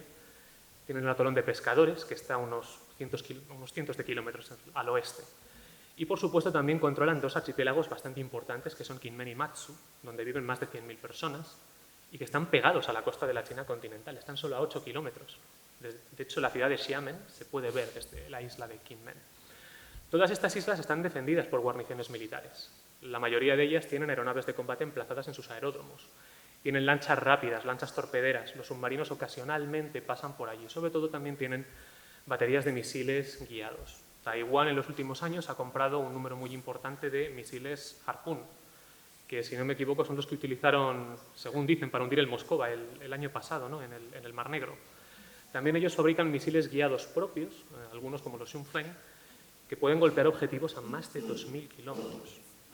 Por lo tanto, si la declaración de intenciones estuviera ahí ya, Taiwán tendría posibilidades de responder y de responder con efectividad, a pesar de que, en efecto, en última instancia, Estados Unidos tendría la palabra definitiva. Yo creo que no tenemos que confundirnos a la hora de describir a China como el hegemón del siglo XXI. Una cosa es que pase a ser la gran potencia económica del mundo y otra cosa es que pase a ser el verdadero líder global, sobre todo desde el punto de vista militar. Yo creo que Estados Unidos y el mundo anglosajón, el Atlántico Norte, han ido a lo largo, ¿no?, de la Guerra Fría y las décadas posteriores entretejiendo una red de alianzas muy sofisticada, muchas alianzas a nivel global, todas ellas colaborando entre sí, y China no va a tener nada fácil, probablemente imposible, desbancar este orden mundial. Tampoco creo que China aspire a ser el gran líder militar o la gran potencia militar del mundo, sobre todo porque no quiere tener que cargar con la responsabilidad que eso traería aparejado. Lo que sí que quieren, y eso es incuestionable, el propio coronel lo ha dicho, es que ellos quieren ser los líderes indiscutibles en su vecindad inmediata. Pero el problema es que, precisamente por ese bagaje de la Guerra Fría, incluso el pasado colonial, Estados Unidos en esa vecindad inmediata juega como un poder regional más. Cuando termina la Segunda Guerra Mundial, los aliados ocupan Japón y a día de hoy Japón es el país que más tropas norteamericanas acoge en su suelo por detrás tan solo de los propios Estados Unidos. Y eso que Obama ha reducido el número de 75.000 a 75.000 hombres. Bueno, las administraciones Obama y Trump. La mitad de este contingente está desplegado en un lugar que no es casual, que es Okinawa. Okinawa a todos nos suena porque fue escenario de la batalla más cruenta de la campaña del Pacífico. Okinawa ocupa una posición geográfica de una importancia estratégica capital. Está a medio camino entre el archipiélago principal de Japón y la isla de Taiwán. Y en línea recta está exactamente 600 kilómetros al este de Shanghái, la principal urbe de la República Popular China. Ahí está una de las bases aéreas más grandes y más transitadas, importantes, sofisticadas del mundo, que es la de Cadena. En el propio puerto de Yokosuka, que está en la bahía de Tokio, está la 7ª flota de Estados Unidos, que es la única flota de la Armada norteamericana que tiene su base permanente fuera de suelo soberano de los Estados Unidos. Y si nos vamos un poco más al norte, en la península coreana, en Corea del Sur, hay otros 29.000 soldados americanos más. Terminamos. Guam, una isla que nos quitaron a nosotros en el desastre del 98. Guam a día de hoy sigue siendo un departamento de ultramar norteamericano. Está a unas 3-4 horas de vuelo de Taiwán y de la China continental. 300.000 habitantes, 25.000 de ellos militares estadounidenses, repartidos en media docena de instalaciones. La más importante de ellas es Anderson Field, que es una de las bases de bombarderos atómicos o de bombarderos estratégicos más importantes del mundo. Sí. Pues nos has dejado pasmados. Sí. Nos has dejado... Como para meternos con Taiwán. Bueno, pues si les parece, pues pasamos al turno de preguntas suyas. Les llevan un micrófono, ¿vale? Para que les podamos oír mejor.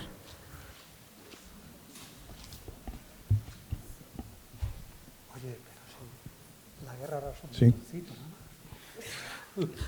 Sí, quería una pregunta para el coronel Pardo. Has hecho una descripción general del panorama geoestratégico en torno a la cuestión de China. En relación con eso te quería preguntar. Perdón, acérquese un poco más el micrófono. Sí, en relación con eso te quería preguntar. ¿Se podría establecer una relación directa entre China y el reto planteado por China, que se ha descrito perfectamente hasta ahora?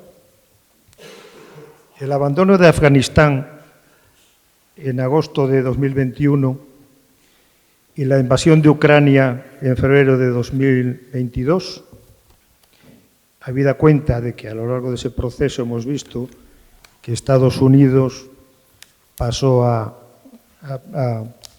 desempeñar un perfil muy bajo en las últimas etapas de las primaveras árabes en Siria y en los últimos años de destrucción del ISIS, y dejó más bien el protagonismo a Putin. En paralelo con eso, la cadena de acontecimientos que hemos visto de abandonar Afganistán a los talibán y que en febrero del 2022 se produzca la invasión de Ucrania, que sin duda alguna fija a Putin. Ahora mismo la impresión es por tiempo indefinido, a Putin lo tenemos ahí fijado. Por un lado. Y en relación con todo eso, también me gustaría saber tu opinión sobre la asombrosa política exterior que estamos viendo en los últimos tiempos de Turquía y qué papel juega Turquía, que siendo miembro de la OTAN, como colaborador importante para China en su proyecto de la nueva ruta de la seda.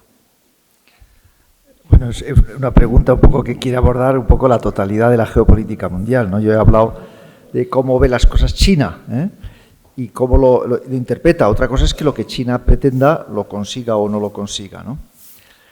Estados Unidos hace exactamente un año publicó su Estrategia Nacional de Seguridad y en ella dejó clarísimo en la introducción firmada por el presidente, que es página y media, 2 páginas, que lo dice todo, luego todo el resto del documento no es más que reiteraciones, dice muy claro cómo Estados Unidos quiere proteger el orden internacional que llama basado en normas. Y es sobre la base de construir una gran coalición internacional que aísle a las potencias revisionistas que son China y Rusia. Esa estrategia necesita de la colaboración del mundo. De momento, el sur global, que es más de la mitad del mundo, no está de acuerdo, no está siguiendo a Estados Unidos. Al no hacerlo, sin necesidad de alinearse con Rusia o con China, les da a Rusia y a China el espacio suficiente para sobrevivir a esa estrategia. De hecho, Rusia tiene que redirigir todo su comercio, todos sus vínculos tecnológicos y financieros los tiene que redirigir a otro sitio, porque Europa, que es donde tenía su comercio, sus vínculos económicos y tecnológicos, sabemos que no los va a tener ya, que eso lo ha perdido y lo está reencontrando en esa parte del mundo. China quiere ganar resiliencia económico-financiera frente a Estados Unidos. Todavía hoy Estados Unidos, si le lanza sanciones, le puede hacer mucho daño a China. China depende mucho más que Estados Unidos del comercio internacional y, por tanto, Estados Unidos todavía con el dólar y con sus sanciones puede hacerle. Y China, por tanto, necesita resiliencia. ¿Cómo consigue esa resiliencia? También en relación con el sur global, ¿no? De modo que Kevin Rudd, al que antes he citado, dice, de momento, si no ocurre nada extraordinario, es muy difícil que China intente tomar Taiwán, pero para que se lo pueda plantear habría que esperar entre 5, 8, 10 años para resolver los dos problemas: mejorar las fuerzas militares, que está en ello, veremos a ver si lo consigue o no, y conseguir resiliencia económico-financiera. Y él dice, bueno, el peligro va a ser dentro de una década o al final de esta década, el peligro sería mucho mayor. Ahí estaría el juego de Estados Unidos con una estrategia, China y Rusia en sentido opuesto con otra estrategia. Estados Unidos se va de Afganistán y parece que es que ha perdido voluntad estratégica, pero no lo hace porque quiere centrar su atención en China. Luego la guerra de Ucrania ha desviado la atención de Estados Unidos a su objetivo fundamental, de alguna manera ha debilitado la estrategia norteamericana. En el Instituto Español de Estudios Estratégicos nosotros contábamos con que la cosa se iba a poner muy fea en Afganistán. No éramos optimistas en absoluto, ¿eh? En general, cuando recibíamos visitas internacionales, nos decían, no, esto se va a resolver, Occidente está firmemente unido, le va a impedir a Rusia que haga... Bueno, entonces los rusos no van a permitir que la OTAN incorpore a Ucrania. Nos pongamos como nos pongamos. ¿Cómo lo van a impedir? No lo sabíamos, pero que el orden de seguridad europeo se iba a romper era una evidente. No podíamos imaginar que las cosas saliesen tan mal para todas las partes como están saliendo, ¿no? Pero Rusia está ahí y está aguantando. También se decía, bueno, pero si Rusia tiene un PIB como el de Italia, o menos, ¿no? Ya, pero es que eso es el PIB en dólares. En paridad de poder adquisitivo no es así. En paridad es el 6º PIB del mundo. Y además es que los rusos compran sus fuerzas armadas en rublos, no en dólares. Y gastan en defensa más o menos lo que Arabia Saudí. Todos sabemos que no es lo mismo, ¿no? Yo cuando dicen lo de Italia o lo de España, digo, ¿cuánto aguantaría Italia o España en un frente combatiendo a Rusia en Ucrania? ¿Cuántos meses, no? Bueno, pues Ucrania lleva al campo de batalla más munición que Rusia solo, que Ucrania con todo el respaldo de la OTAN. Un país que es capaz de llevar más municiones al campo de batalla que otro que tiene todo el respaldo de la OTAN, aunque solo fuera por eso, hay que tomárselo más en serio, ¿no? Yo creo que es un error gravísimo en el ámbito militar despreciar al enemigo, ¿no? Una diferencia muy grande entre civiles y militares cuando se trata del tema del enemigo es que nosotros los militares siempre nos tomamos en serio al enemigo, siempre. En los juicios de periodistas que vamos leyendo y tal, suele pecar de lo contrario, ¿no? Aunque solo sea porque si al final vamos a la guerra nos tenemos que pelear nosotros con el enemigo, ¿no? Y nos lo tomamos en serio. Lo primero que estudiamos siempre es el enemigo. Bueno, Rusia es un enemigo muy serio, no es ese enemigo de risa del que nos han estado hablando, ¿no? Y se entiende con Rusia. Y luego viene el tema de las potencias medias. Bueno, el drama de nuestro tiempo es que además de que las dos grandes potencias revisionistas cuestionan el orden internacional, que de hecho ya no se puede hablar de un orden internacional basado en reglas porque con dos países como Rusia y China no lo aceptan, pues ya el orden internacional es eso, internacional, ¿no? No es el orden de una parte del mundo, sino del mundo entero. Y estas dos potencias son demasiado importantes para... Y luego ocurre que lo que se puede definir como la rebelión de las potencias medias. En este contexto de que rivalizan las grandes potencias, las potencias medias han decidido que quieren tener autonomía estratégica y la están aprovechando. Arabia Saudí, que era un aliado tradicional de Estados Unidos, hace lo que da la gana, se entiende con Rusia para los precios del petróleo.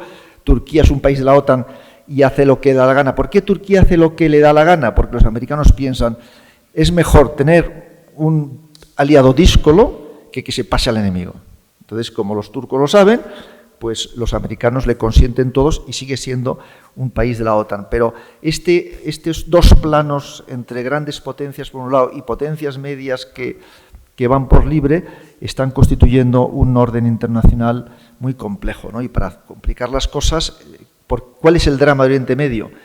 Pues que es que el mundo musulmán es un mundo muy importante, no solo porque es el anillo que nos rodea, ¿no?, de seguridad a los europeos, sino los tenemos dentro, ¿no? Y esto tiene una capacidad para generar un proceso de odio, de desencuentro que ya está en marcha y desestabilizar la región, nuestros aliados. ¿Y qué piensan los rusos cuando ven Oriente Medio desestabilizados? Pues sienten alivio, claro. Cuanto más atención tengan que dedicar a otras áreas, menos dedicarán a las nuestras. Y termino diciendo que un drama también de nuestro tiempo es que todas las potencias, estoy hablando de Estados Unidos, China y Rusia, han puesto su esperanza estratégica en que el otro termine fallando, en que el otro tenga una crisis. No dicen, bueno, China, no nos preocupamos porque China antes o después le irá mal y fracasará. Bueno, Rusia no aguantará esta guerra y terminará colapsando. ¿Qué piensan los chinos y los rusos? Pues piensan lo mismo. El mundo occidental es decadente y terminará colapsando. Cada uno ha puesto demasiadas esperanzas en las crisis que vaya a sufrir el otro. Y en el fondo, ¿qué ocurre? Que todos tenemos nuestras crisis. El mundo occidental tiene sus crisis, Rusia tiene sus crisis, los chinos tienen sus crisis. Y como decía también Kaplan en un artículo que publicó en Política Exterior, cuando un imperio sufre una crisis, el problema se lo pasa a los demás. Es decir, no es una buena noticia que Rusia de repente colapse, no es una buena noticia que China tenga una crisis muy profunda, porque nuestras economías están muy vinculadas. Es decir, somos demasiado interdependientes y, por tanto, todo esto nos habla de un escenario donde hay demasiadas tensiones en juego, demasiadas posibilidades de que las cosas salgan mal. Y yo como analista siempre digo, todo lo que se haga en este momento para calmar las pasiones, para reducir las tensiones, para abrir procesos de diálogo, haría un mundo mejor. Fíjense ustedes que en la Guerra Fría, Estados Unidos y la Unión Soviética, que eran mucho más antagónicos en todos los sentidos de lo que son hoy en día las grandes potencias, fueron capaces de entenderse y crearon unos asombrosos mecanismos de gestión de la rivalidad, de gestión de armamento, de armas nucleares, de diálogo político, de comunicación inmediata. Eso no existe en la actualidad. Ese es el drama de nuestro tiempo. No tenemos mecanismos para gestionar. Ahora mismo esta crisis, ¿qué exigiría? Exigiría que Estados Unidos, Rusia y China se sentasen en una mesa y dijesen, bueno, vamos, ¿qué hacemos para evitar que este conflicto en Oriente Medio escale? Pues en vez de estar estos países poniéndose de acuerdo para evitarlo, ¿qué están haciendo los rusos y los chinos? Frotándose las manos. Claro. ¿Han sido los rusos y los chinos los que lo han producido? Yo creo que no. Pero una vez que ha ocurrido, dicen, ¿a quién perjudica más? Nos perjudica a todos, ¿verdad? Pero ¿a quién perjudica más? Y nos recordaba Emilio Lamo de Espinosa en su famoso libro de Entre águilas y dragones. El poder, desgraciadamente, es suma cero. Es un juego de suma cero. Todo lo que pierde uno lo gana el otro. Así como la economía, que es la otra versión. Todos podemos ganar cuando la economía se desarrolla. En términos de poder, lo que pierde uno lo gana el otro.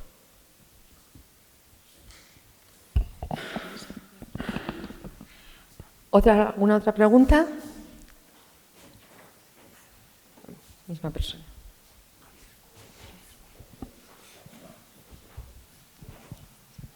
Sí, dos temas de los que se habla, aparece poca información en los medios, pero que creo que son de gran calado. Uno se ha tocado de pasada en las ponencias, es el tema de la explotación, la minería de tierras raras. Creo que en los últimos años se ha reducido la dependencia de China, que hace que la situación, creo que hace unos 15 o 20 años era prácticamente de monopolio. Entonces, a la vista de la amenaza que suponía eso, algunos países se han puesto las pilas, Estados Unidos ha reabierto minas, algunos países del norte de Europa, pero en general creo que no hay respuesta a eso. Si los datos que tengo son correctos, ahora mismo China tendría como el 60-62% de la producción mundial de tierras raras. No sé si se puede aportar alguna información sobre eso y lo que representa de amenaza para el resto del mundo. Y el otro tema que aparece menos, pero creo que tiene un gran calado, es el del crecimiento absolutamente increíble en las últimas décadas de la flota pesquera de altura china, que actualmente creo que anda por los 6.500 barcos.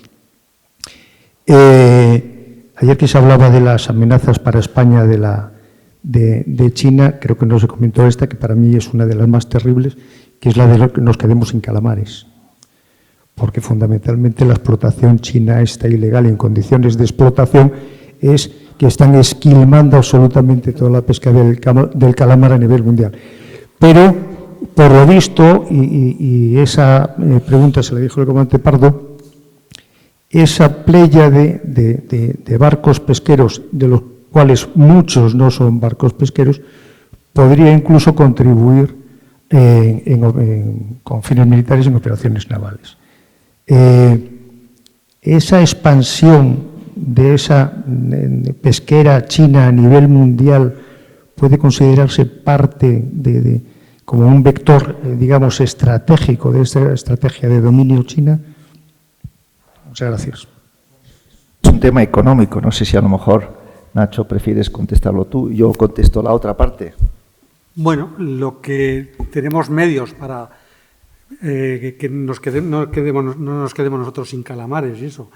La Unión Europea tiene los reglamentos europeos y que muchas veces se prohíben las importaciones o exportaciones a determinados países. Si vemos que nos estamos quedando nosotros sin calamares o lo que fuera, lo que se toma en Bruselas es una decisión de que se cierra la exportación hacia esos países. Entonces, si vemos esa amenaza, tenemos los sistemas para parar que salga la mercancía de aquí de Europa, de España y de Europa, y nos quedemos con ellas en el consumo. Yo lo de la flota pesquera y lo que fuera, no sé cómo, si ha incrementado tanto la flota pesquera en China. Yo lo que sí que tengo conocimiento es que los países más consumidores de pescado somos Japón y España.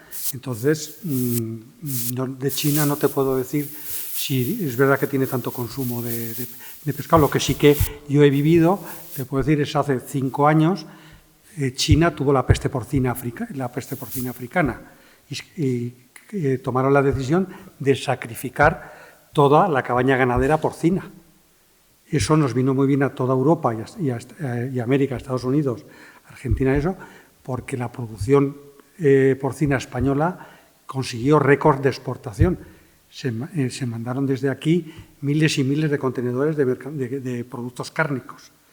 ¿Qué es lo que pasa? Que los chinos, como son tan hábiles, en 5 años han vuelto otra vez a ser autosuficientes con sus explotaciones ganaderas.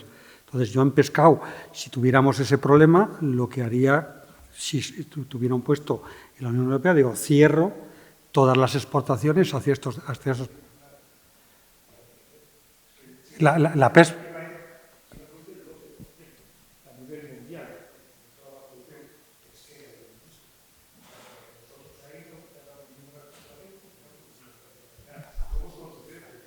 España sí, pero Europa.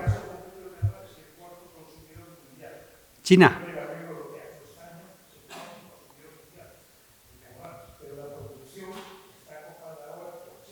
Ah, la producción.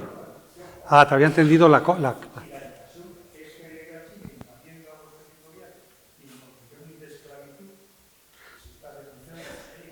Bueno, pero es que.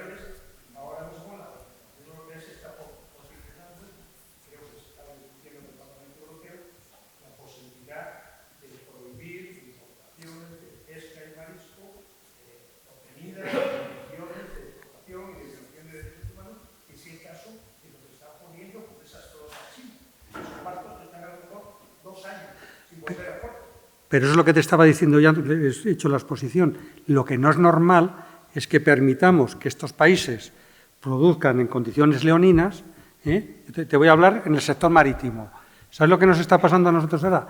Todos los puertos españoles tienen que cumplir a partir del próximo ejercicio unos márgenes de CO2. ¿Sabes dónde se nos están desviando los barcos y se está produciendo todas las descargas? Ahí al lado, enfrente de Algeciras. Todo el tráfico que venía para aquí, para Algeciras, o para puertos de Valencia, nosotros, como tenemos que cumplir el de CO2 y las normas que aquí en Europa, que lo único que hacemos es legislar para el bienestar, y resulta que tenemos a 10 kilómetros que no cumplen nada, nos están invadiendo, nos están quitando el trabajo. Entonces, tendremos que reaccionar nosotros, no permitir que nos hagan eso. Claro.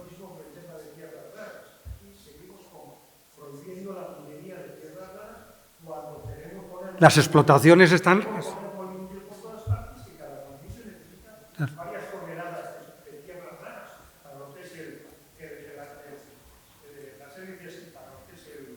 Correcto.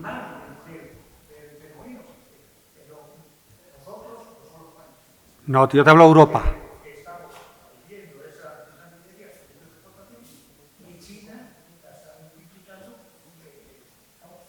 Pero claro.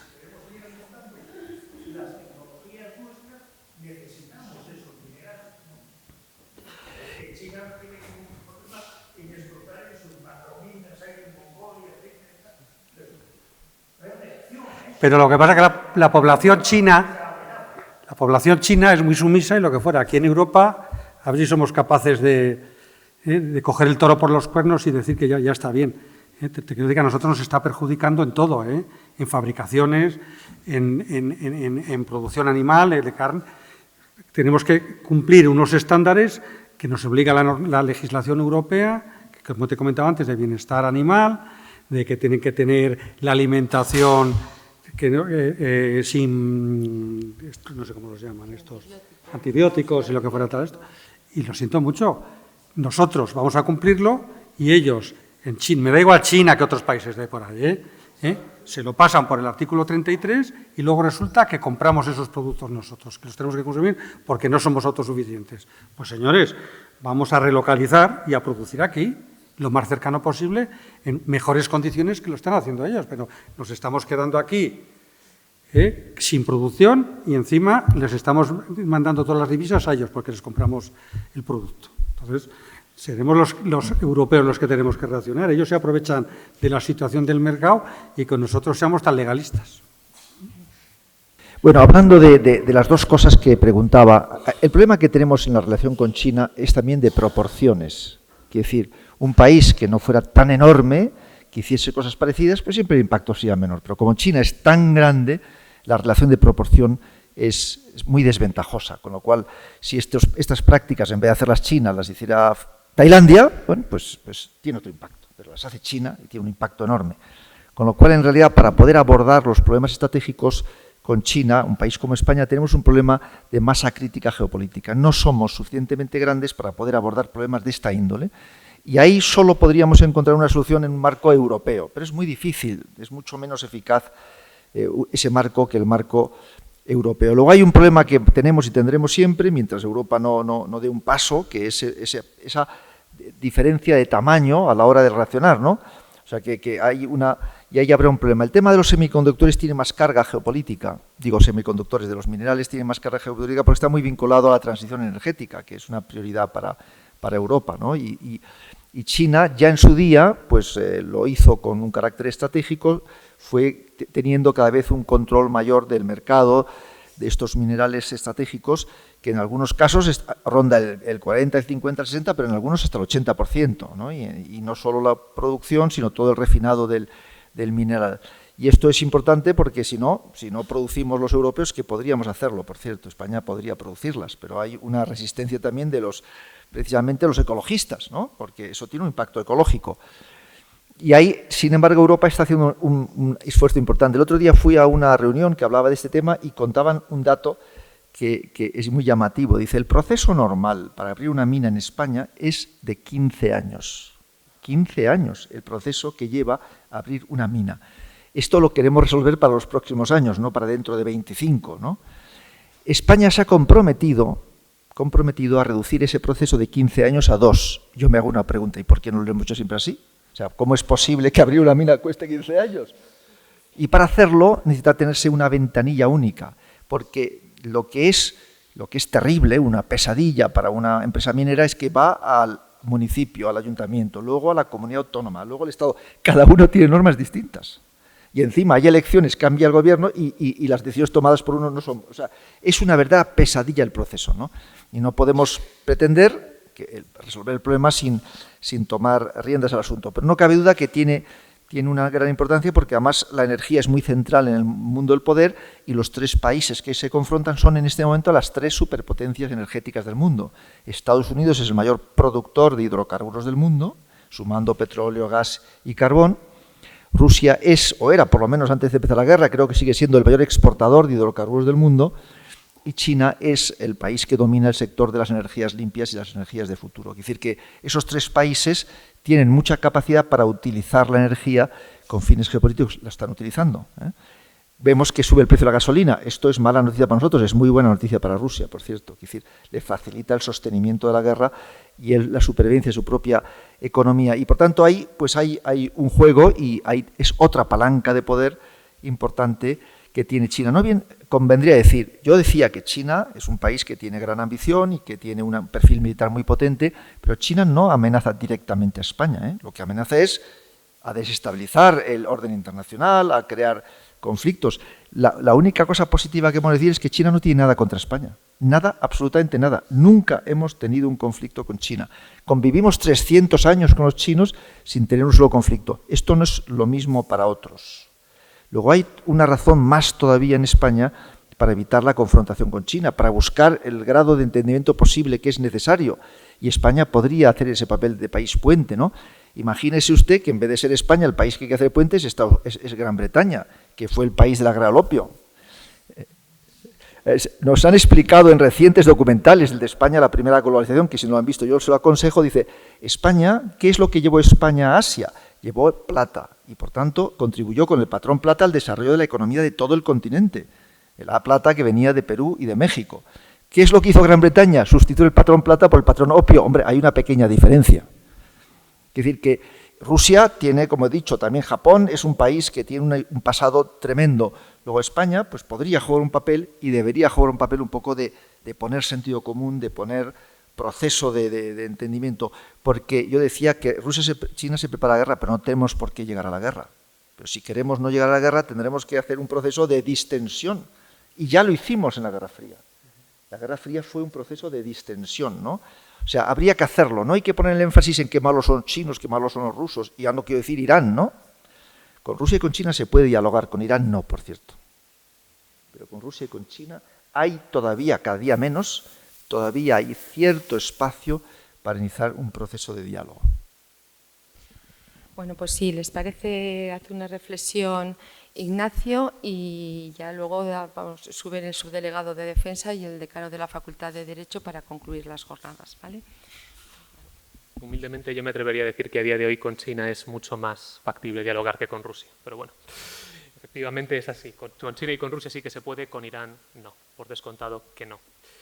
La cuestión, y volviendo a la pregunta que había planteado el antes, es que la combinación de población y geografía en China, al principio, jugaba a favor del país, pero a día de hoy se ha revertido completamente el rol y juega en contra.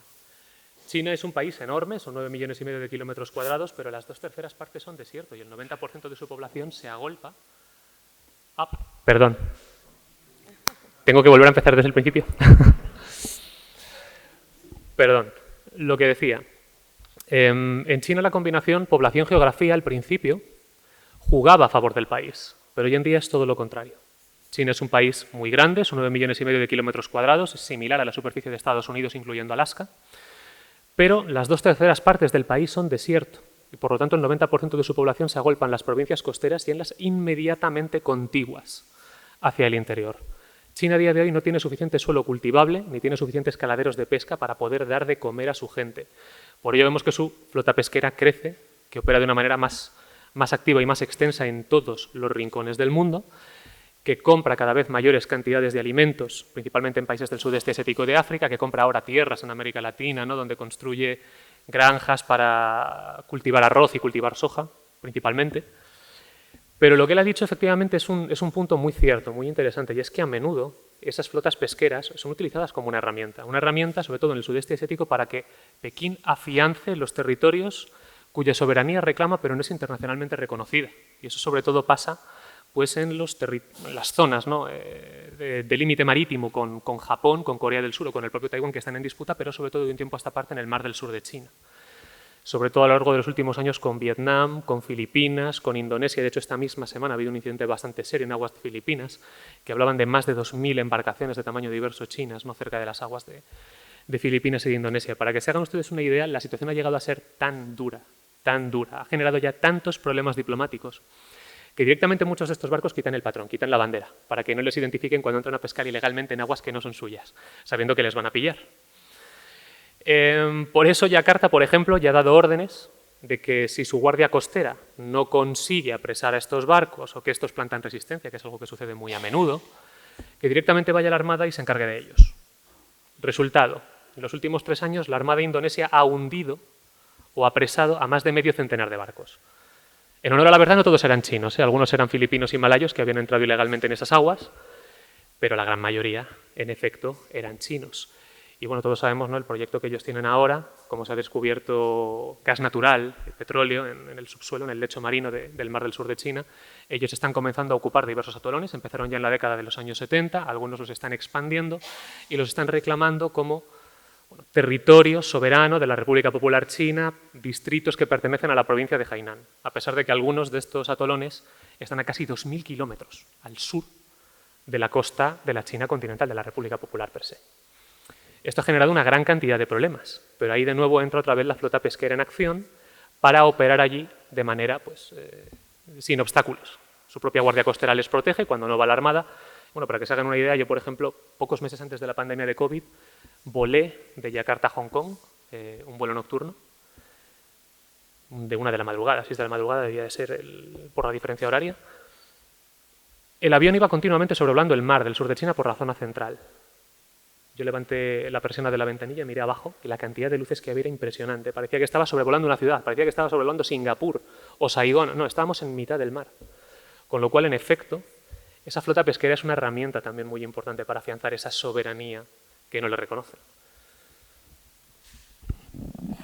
Pues muchas gracias, Ignacio. Y suben aquí para clausurar las jornadas el subdelegado de Defensa en Burgos, don Francisco Ramírez, y el decano de la Facultad de Derecho, don Santiago Bello. Buenas tardes. Brevemente, para dar clausura a estas 26ª jornadas de Derecho, Política y Defensa, y antes de dar la palabra al coronel subdelegado de Defensa en Burgos, la organización me encomienda que les recuerde que tenemos un vino español en la cafetería de la Facultad de Derecho y están todos cordialmente invitados. Coronel, cuando quieras. Antes de finalizar agradeciendo la realización de esta jornada, me gustaría hacer unas pequeñas puntualizaciones de lo que se ha tratado durante estos 2 días con los diferentes ponentes, en los cuales es obvio, creo que ha quedado muy claro y es una realidad que China es una potencia global y que debe ser un actor principal tanto en lo que es la seguridad mundial. Eso es inevitable y lo tenemos que asumir. Igual, también tenemos que asumir que la forma de actuación de China como potencia global no se va a ajustar al modelo que conocemos hasta ahora del Estados Unidos. Y lo hemos visto en todos los datos que nos han ido dando a lo largo de estas jornadas. No actúa de la misma manera y eso también hay que entenderlo. Con respecto a las conferencias, los puntos claves que yo he visto que son destacables es primero que de las distintas conferencias de los distintos ponentes, el primero es el tema de la amplitud del término seguridad, ¿no? Se ha hablado de la seguridad y también se ha dicho la importancia de la participación de la seguridad de toda la sociedad. No es un término que es estrictamente militar, sino el término seguridad abarca muchas facetas de lo que es la vida cotidiana nuestra. Igualmente, también nos tenemos que replantear lo que es el nuevo orden mundial, un replanteamiento de lo que es la gobernanza mundial, buscando una multilateralidad. Es lo que ha ocurrido con este movimiento que hay de los BRIC, o lo que han dicho estos días del revisionismo, en el cual se quiere quitar el peso o se busca la igualdad de todos los países sin que no tenga ese peso tan importante como lo tiene hasta ahora Occidente, ¿no? Entonces se busca una revisión de eso y en el cual se busca que la ONU tenga un papel más importante, pero en el cual todos los países sean iguales. Lo que no puede ocurrir es como ahora, que exige un Consejo de Seguridad donde él tiene todo el peso y el resto de los países no tienen esa importancia, ¿no? Otro dato importante que lo han dicho ahora y lo han dicho varias veces y es el factor demográfico la importancia del factor demográfico para ser primera potencia mundial. Y nos han puesto distintos ejemplos y para China es un hándicap muy importante, no para alcanzarlo, sino luego posteriormente para mantenerse como primera potencia mundial. Luego también han dicho cuáles son los objetivos realmente de China, y tiene 2. La Gran China es un compromiso histórico al cual no quiere renunciar, sino quiere volverlo a recuperar, y Taiwán. Y para ello utilizará todos los medios a su alcance. incluso puede estar la guerra. ¿Y cuándo lo usará? Cuando vayan surgiendo las distintas ventanas de oportunidad que van ocurriéndose a lo largo del tiempo. Es decir, se habla de 7, de 10 años, pero eso no quita que en cualquier momento, si existe una oportunidad que le pueda beneficiar, lo aproveche. Es decir, no podemos fijarnos que va a ser en tal fecha. En este mundo incierto han dicho una cosa que parece que todo el mundo hablamos de choque de potencias, pero un término que es la inteligencia artificial, que en un momento dado puede desestabilizar todas las previsiones que se han hecho hasta ahora acerca de nuestro futuro, se pueden desestabilizar con la inteligencia artificial. Y por último, también se ha hablado de esta ofensiva, que no solo militar de China, sino es una ofensiva económica y logística, y para lo cual se ha propuesto lo que es una de las fórmulas para, digamos, contrarrestar esta ofensiva es la relocalización de empresas. Es decir, no tener esa gran dependencia de China, sino lo que tenemos que hacer es acercar las empresas o todos los negocios más cerca de Occidente para obtener, por un lado, un beneficio y, por otro lado, disminuir esa vulnerabilidad. Con todo esto, pues, lo que quiero finalizar es agradeciendo a la Universidad de Burgos y, en concreto, a la Facultad de Derecho por la organización de estas jornadas. Ya llevamos 26, confío que sean muchas más. También mi agradecimiento a los ponentes por las magníficas conferencias que han dado y a los asistentes por su participación en estas conferencias. Y finalizando, quiero manifestar la predisposición del Ministerio de Defensa para seguir colaborando en todas estas actividades que contribuyan a lo que es la difusión de la cultura de defensa y seguridad. Muchas gracias.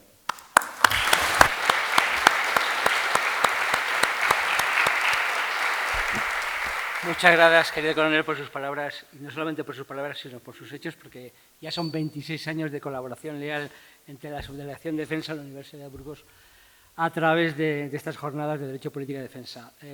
Quiero ser breve. Primero, agradecerles a todos ustedes su presencia aquí. Espero que hayan reflexionado sobre China. Yo no he podido estar todo el tiempo porque tenía otra actividad de trabajo, pero sí considero que los objetivos que se habían propuesto los hemos cumplido. Hemos reflexionado seriamente, profundamente, sobre el papel y la situación de China en el marco geopolítico mundial. Y no solamente lo hemos hecho, sino que lo hemos referenciado con el papel de la Unión Europea y de España. Y creo que todos los ponentes han llegado a la conclusión de lo poquito que somos frente a estos grandes actores a nivel mundial. Y eso nos tiene que poner estado de alerta, ser capaces de recuperar cierto protagonismo a nivel mundial, para lo cual tendremos que colaborar, cooperar más dentro de la Unión Europea y, desde luego, con un mercado carácter internacional. Y yo creo que eso es precisamente la labor que tienen estas jornadas, ya 26, la 26ª jornada, de poner en valor, de explicar, de fomentar en la sociedad, que son todos ustedes, las dificultades, los retos y las oportunidades que tiene el mundo a nivel internacional, la cultura de la defensa, la necesidad de que se reflexione sin apasionamiento, pero sí con rigor, que lo hemos hecho desde un punto de vista transversal. Aquí ha habido juristas, políticos, militares, empresarios. Por tanto, creo que hemos cumplido la idea que tuvimos ese día hace ya unos meses de vamos a hablar de China, porque sin duda es necesario para España. Si me permiten, llevo la intervención brevemente a mi terreno. Lo ha dicho el coronel, tenemos un problema demográfico. Problema demográfico no en China también, coronel, en España, en Europa, en Castilla y León.